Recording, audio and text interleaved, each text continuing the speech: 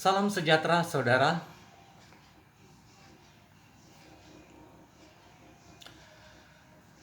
Saudara, kita patut bersyukur ya, karena beberapa waktu yang lalu kita mendapat apresiasi. Negara Indonesia mendapat apresiasi dari John Hopkins University karena penanganan COVID yang dilakukan di Indonesia. Kita tahu bersama pada sekitar tanggal 15 Juli 2021 kita mengalami kenaikan penularan COVID yang sangat-sangat luar biasa sampai 57.000. Tetapi 2 minggu kemudian terjadi suatu penurunan yang luar biasa sampai kurang lebih 58% penurunannya. Jadi dari 57.000 terjadi penurunan yang sangat signifikan, dan saat ini kasus perharinya bermain di angka 2000-an. Nah, saudara, Indonesia menjadi salah satu negara terbaik di dunia dalam penanganan COVID-19. Sebelumnya kita melihat ya bagaimana perjuangan pemerintah kita yang melaksanakan banyak sekali ya aturan-aturan dari PSBB, ada PPKM, tetapi ternyata apa yang dilakukan, perjuangan yang dilakukan oleh pemerintah Indonesia berjalan dengan baik ya, walaupun tentu tidak sedikit pengorbanan yang dilakukan. Kita melihat banyak sekali pihak-pihak yang teriak untuk lockdown, tetapi lockdown bukanlah jalan yang terbaik. Salah satu contoh negara India, ketika mereka penularan COVID terjadi, mereka melockdown negaranya. Melockdown artinya mengunci, sehingga tidak terjadinya pergerakan dalam hal ekonomi karena terkunci. Tetapi kita melakukan yang namanya PPKM sampai saat ini ya, dan PPKM dari level 1 sampai ke level 4, dan PPKM yang dijalankan adalah PPKM gas dan rem.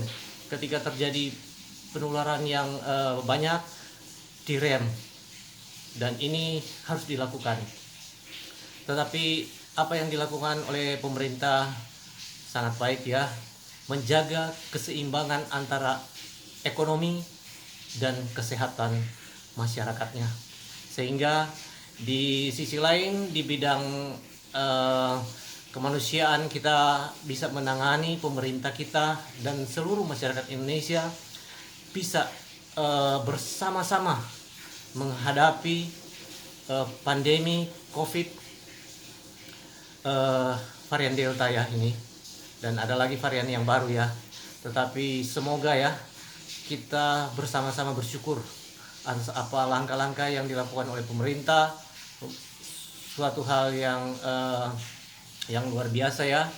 Kita mendapat apresiasi dari John Hopkins University dan juga dari WHO, dan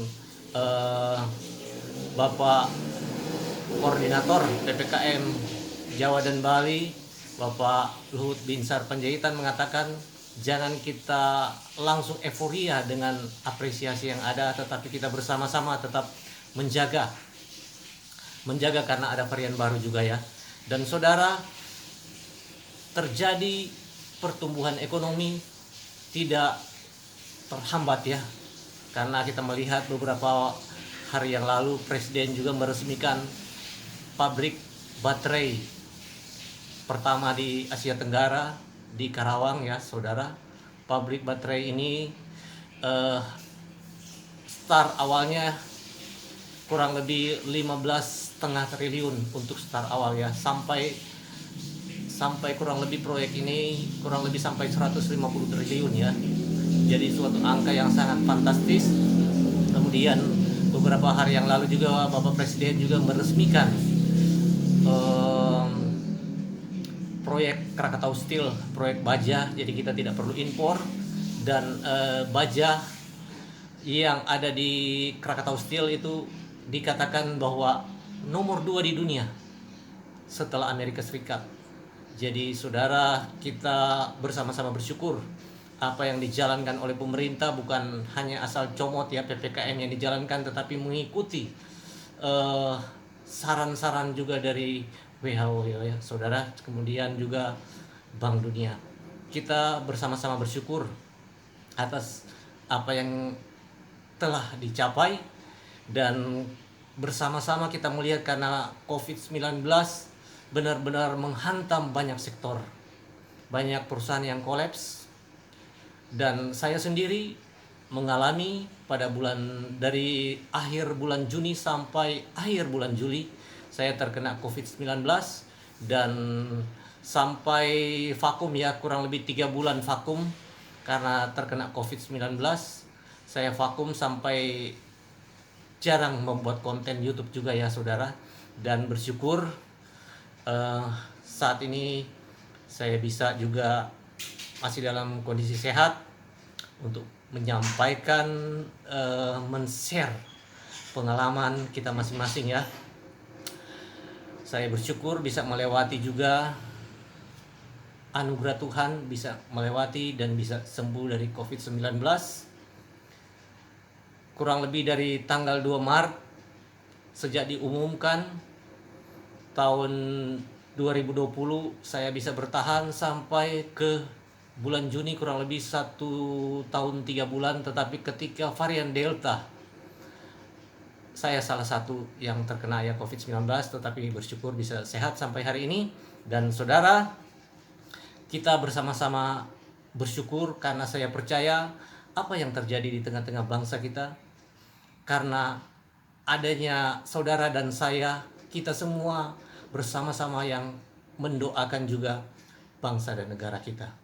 Saya lewat video saat ini saya hanya ingin menyampaikan salah satu ayat ya saudara, di dalam saya mau men-sharekan salah satu ayat di dalam firman Tuhan di dalam Alkitab, Matius pasalnya yang keempat, ayatnya yang ke-17. Saya bacakan ya saudara. Matius 4 ayat 17 dikatakan, sejak waktu itulah Yesus memberitakan, bertobatlah sebab kerajaan sorga sudah dekat. Dikatakan, sejak waktu itulah Yesus memberitakan, bertobatlah sebab kerajaan sorga sudah dekat. Sejak kapan saudara? Yaitu sejak Tuhan Yesus memulai pelayanannya. Dan ini adalah khotbah pertama daripada Tuhan Yesus. Dia katakan, bertobatlah sebab kerajaan sorga sudah dekat. Saudara, Yesus datang untuk menebus manusia yang berdosa. Yesus datang bukan untuk menebus dosa, tetapi dia datang untuk menebus manusia yang berdosa. Di dalam kekristenan sepertinya kelihatannya gampang ya.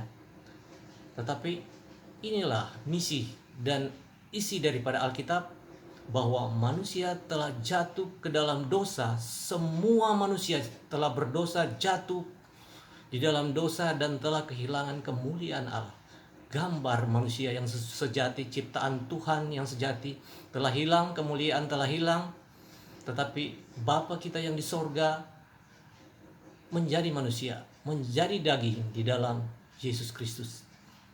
Yeshua is He. Yesus Kristus adalah Yeshua, dan dia datang untuk menyelamatkan saya dan saudara. Di dalam kekristenan, manusia jatuh dalam dosa, manusia berdosa. Tuhan datang untuk menyelamatkan kita yang berdosa. Dan itulah isi Alkitab saudara. Nah saudara, pernah ada seorang dapat dikatakan seorang pengajar ya, seorang guru, seorang dosen. Dia pernah bercakap-cakap dengan saya dan dia bertanya, bagaimana untuk menjadi pengikut Kristus, caranya seperti apa? Dan saya katakan bahwa seperti yang dikatakan oleh Rasul Paulus kepada seorang perwira Rasul Paulus katakan apa di dalam Kisah Para Rasul ya, saudara, dikatakan, percayalah kepada Tuhan Yesus Kristus dan engkau akan selamat, engkau dan seisi rumahmu.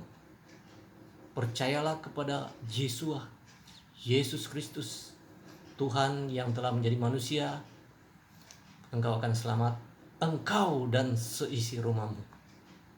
Nah saudara, Alkitab juga katakan bahwa tidak ada nama lain yang diberikan oleh Tuhan yang olehnya kita dapat diselamatkan.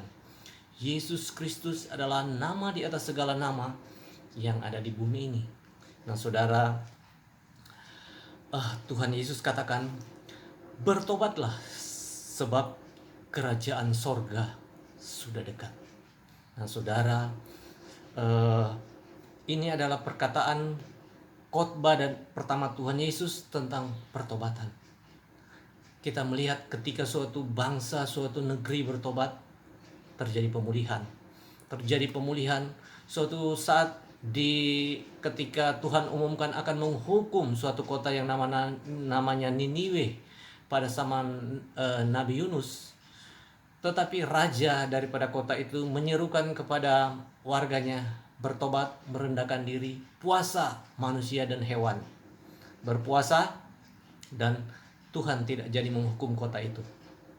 Saudara, ketika ada orang percaya yang berseru kepada Tuhan, ketika kita merendahkan diri, ketika kita mencari Tuhan, ketika kita mau datang kepada Tuhan, akan terjadi suatu pemulihan.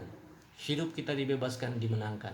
Nah saudara, Alkitab katakan bahwa setiap orang yang percaya di dalam Tuhan Yesus Kristus akan menerima hidup yang kekal. Dan Alkitab katakan percaya Yesus, kemudian dibaptis. Dibaptis secara selam, kemudian kita akan dipenuhi oleh kuasa Roh Kudus. Ketika kita percaya Tuhan Yesus, kita dipenuhi kuasa Roh Kudus yang memampukan kita, yang akan menuntun kita ke dalam seluruh kebenaran. Nah saudara, share saya pada hari ini sesuai firman Tuhan. Tuhan Yesus katakan, bertobatlah sebab kerajaan sorga sudah dekat.